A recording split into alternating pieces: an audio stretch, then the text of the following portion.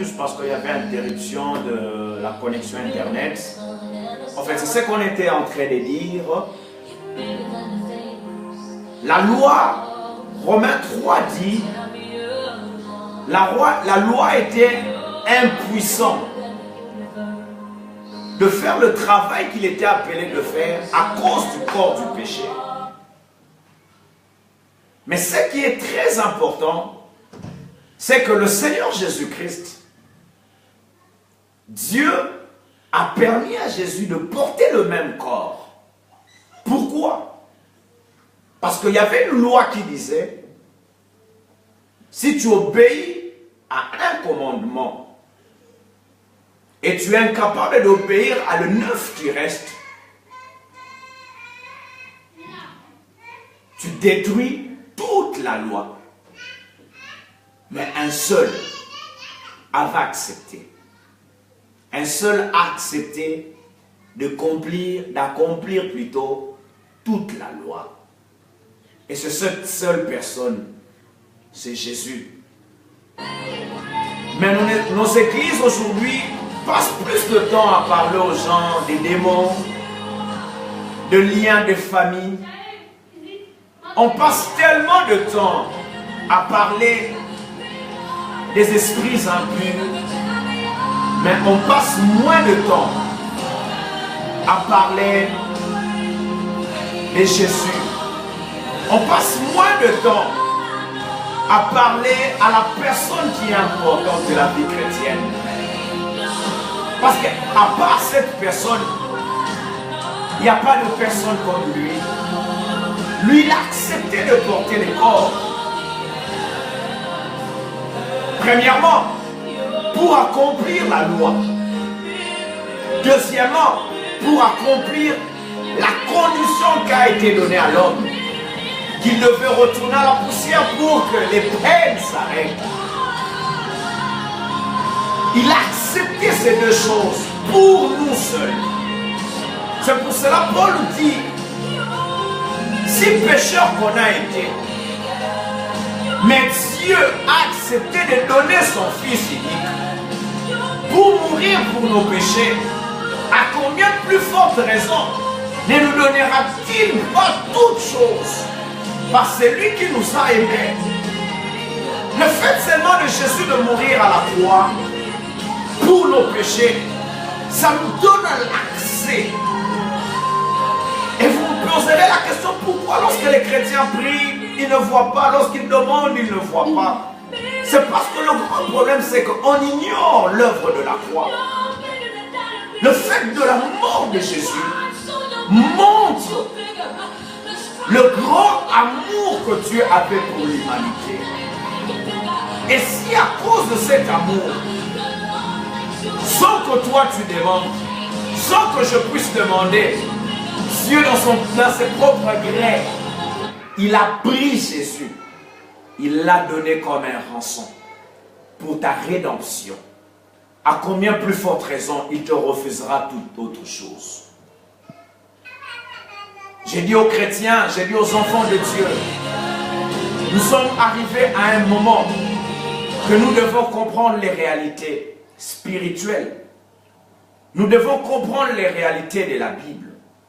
Parce que sans cela, nous ne pouvons pas vivre et voir la puissance de Dieu à l'œuvre. C'est pour cela, lorsqu'on lit des gens comme l'apôtre Paul, on remarquera que quelqu'un comme l'apôtre Paul,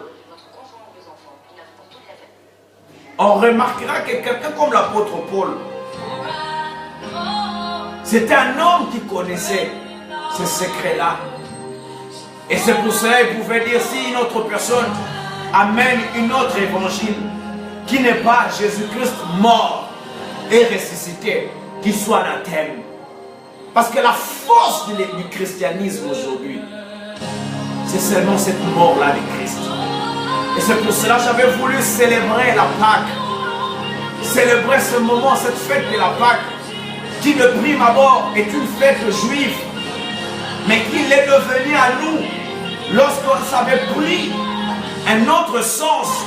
Parce que les Juifs observer cette fête à cause de Exode 12, lorsque Israël était sorti de l'Égypte. Mais aujourd'hui, nous observons cette fête parce que Christ avait accepté de mourir à la croix pour nous. Il avait accepté de prendre ta place. Je sais, il y a des femmes qui me suivent, il y a des hommes qui me suivent. Qui est cet homme-là qui peut accepter lorsqu'un enfant d'un voisin ou d'une voisine a commis des erreurs, il a tué quelqu'un et la loi condamne cet enfant du voisin ou de la voisine pour dire cet enfant doit mourir. Et toi tu te lèves et que tu dis je vais donner mon fils à la place de l'enfant du voisin. Des fois les chrétiens ne réalisent pas cela. Des fois les chrétiens ne réalisent pas cet impact-là. Christ, lui qui n'avait jamais péché, il n'avait même pas le péché en lui. Il n'était pas corrompu. Lui qui était, tout en lui était saint. Tout en lui était parfait. Mais il a accepté de prendre ta place. Il a accepté de prendre ta place. Il a accepté de prendre ta place. C'est pour cela Paul dit, si vous aussi, vous avez reçu l'évangile de Jésus-Christ et vous avez été instruit de Jésus-Christ, si on vous instruit de Jésus, et c'est comme cela qu'il a donné l'impact maintenant qui venait après. C'est pour dire, aujourd'hui l'Église doit passer tout son temps à ne parler que de Jésus. Plus on parle de Jésus, même les pécheurs laissent le péché. Bien-aimés dans le Seigneur, c'est comme cela qu'on vous invite. Venez nombreux à ce séminaire de 3 jours.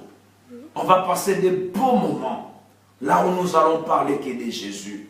Nous allons montrer aux gens l'enfant du voisin.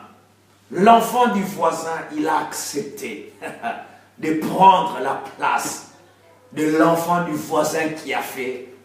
Il a fait un délit qui l'amène à la mort. C'est très important l'Église de Dieu. Et vous allez comprendre pourquoi la force du christianisme se trouve dans ces Genèse 3, 19. Et l'homme était incapable. Et c'est ça le thème de notre séminaire. Jusqu'à ce que tu retournes à la poussière d'où tu as été tiré. L'homme devait retourner. L'homme était incapable. Je crois lorsque Adam pouvait penser, dire, qu'est-ce que Dieu me demande? C'est-à-dire, me demande de mourir. Parce que si vous regardez de prime abord, lorsque l'homme a mangé, parce que le commandement disait, celui qui mangera le fruit de la connaissance du bien et du mal mourra. Le jour que l'homme avait mangé, il est mort. La mort qu'on parle dans Genèse, on parle de 2 morts. De la mort spirituelle. Parce que la mort qui nous a amenés aujourd'hui, que ce corps porte le péché, c'était la mort spirituelle. Cette mort qui avait mis l'homme, qui a mis la différence, qui a séparé l'homme d'avec Dieu. C'est pour cela la Bible dit, Jésus-Christ est venu réconciliant le monde. On ne dit pas l'Église, on ne dit pas le chrétien, on dit le monde. Réconciliant le monde. En fait, c'est une parole puissante, c'est pour dire. Jésus n'est jamais venu mourir pour les chrétiens. Il est venu mourir pour le païen. Pour cet homme qui avait péché dans les jardins d'Éden. Et c'est pour cela que je dis à celui qui me suit, si tu n'as jamais reçu Jésus-Christ dans ta vie, sache qu'il est venu mourir pour toi. Parce que la Bible dit, il est venu réconcilier le monde avec Dieu. Non pas l'Église, non pas le chrétien, mais le monde. Et c'est pour cela Jean 3,16 dit, car Dieu a tant aimé le monde.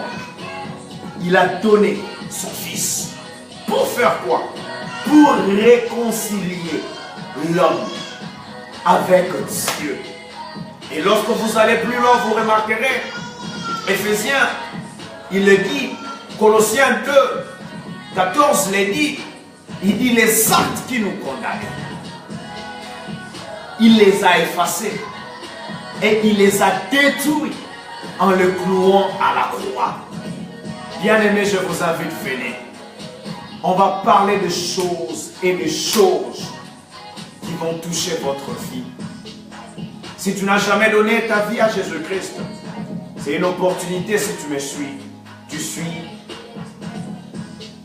le vidéo que je viens de lancer. Je te demande de donner ta vie à Jésus.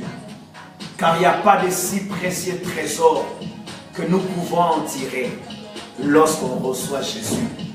C'est pour cela Pierre pouvait dire dans Acte 3, frères, répentez-vous et convertissez-vous pour que les années, que les temps de rafraîchissement viennent sur vous.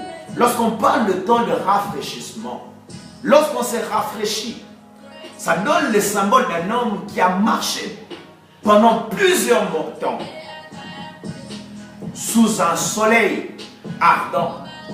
Ça parle d'un homme qui s'est battu de gauche à droite.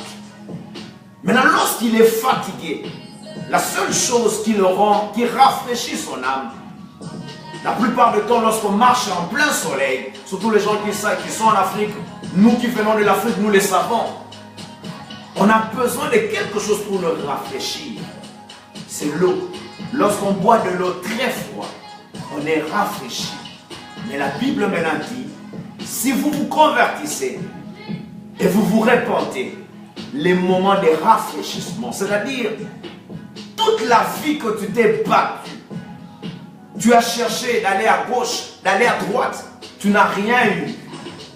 Mais lorsque tu rencontres Jésus dans ta vie, il t'introduit dans un temps de rafraîchissement.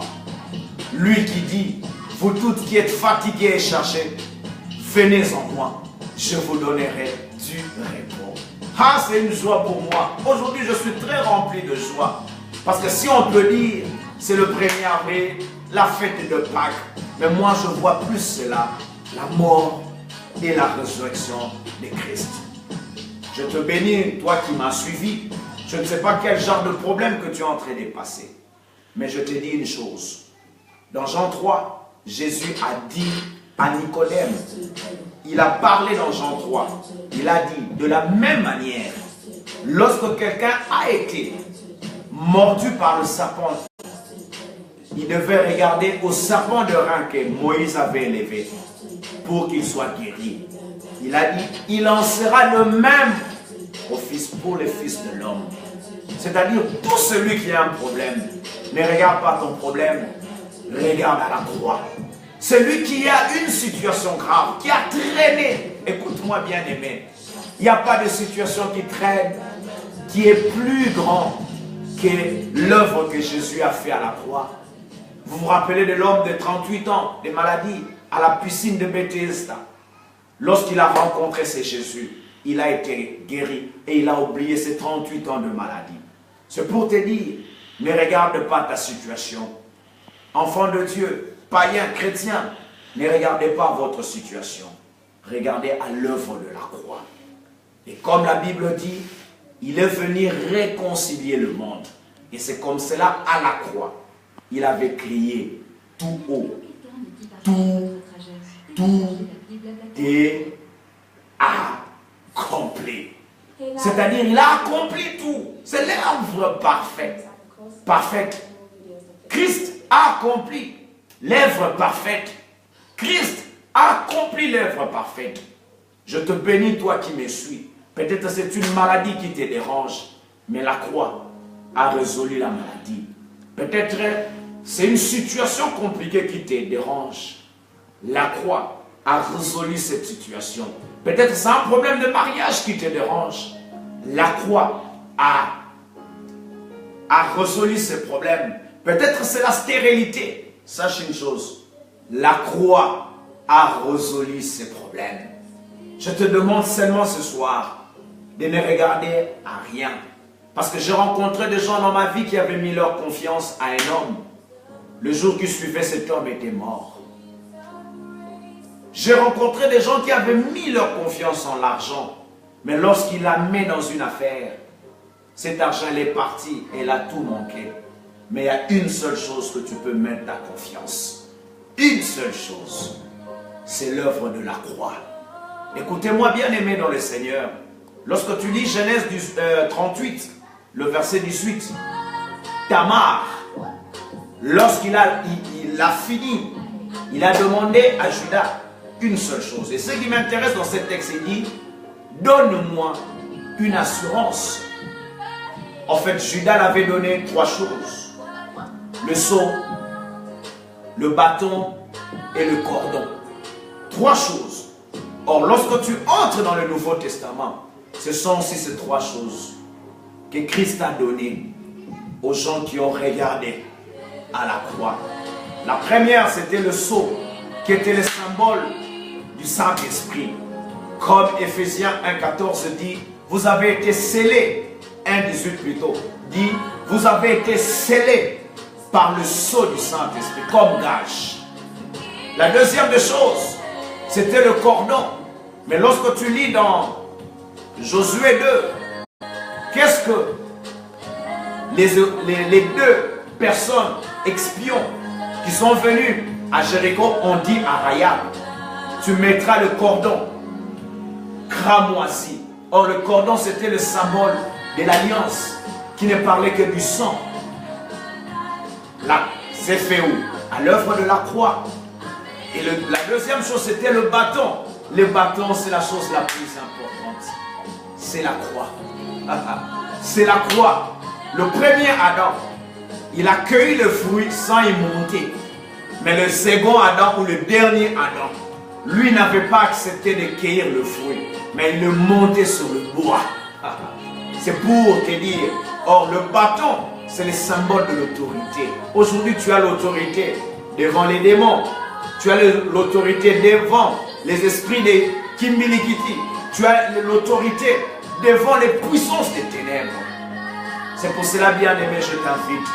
Si tu n'as pas encore donné ta vie à Jésus, je te confie vraiment, avec toutes les compassions de Dieu, je te confie de donner ta vie à Jésus. Car si tu donnes ta vie à Jésus, il sera la source intarissable. Si tu donnes ta vie à Jésus, si tu donnes ta vie à Jésus, il sera la source intarissable. Donner ta vie à Jésus, c'est une petite chose seulement.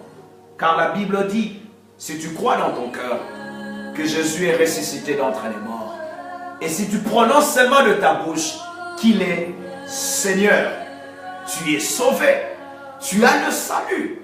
Car lui, Jésus, il dit, à cause de cet amour, il dit, il ne veut pas que tout le monde meure, les méchants meurent, mais il veut que tous parviennent au salut et à la justice. Je te confie, celui qui me suit, si tu n'as pas encore donné ta vie à Jésus, donne-le. Jésus est la réponse à tout. Je peux même mettre ma vie en jeu pour te rassurer. Jésus est la réponse à tout. Car c'est le seul nom qu'on a tenté d'enterrer. Mais aujourd'hui, ce nom-là surgit. Pourquoi? Il est le seul. Il est le seul nom. Que Dieu vous bénisse. Dans le nom puissant de Jésus-Christ, je prie pour toi qui es malade, que la guérison divine que nous avons à la croix